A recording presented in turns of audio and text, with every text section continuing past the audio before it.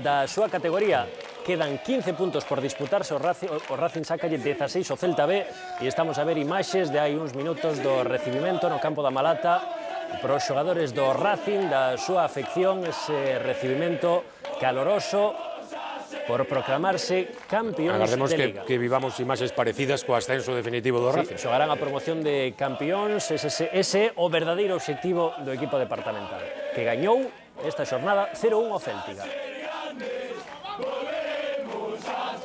Os xogadores departamentais a vitoria que lles convertía en campións do grupo, unha ledicia que compartiron cos afeccionados que se desplazaron a Illa da Arousa para apoialos no encontro ante o Céltiga.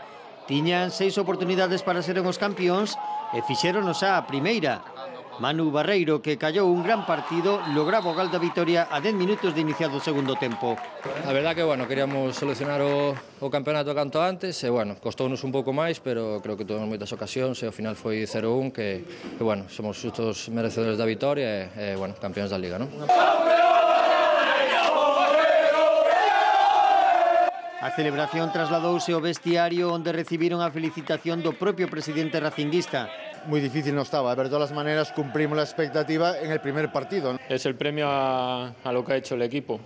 Desde el primer día no es fácil mantenerse en el primer puesto como lo hemos hecho nosotros, tener la regularidad que hemos tenido y por lo tanto creo que este es el premio a esa regularidad, a ese buen trabajo de los futbolistas y por lo tanto contentos.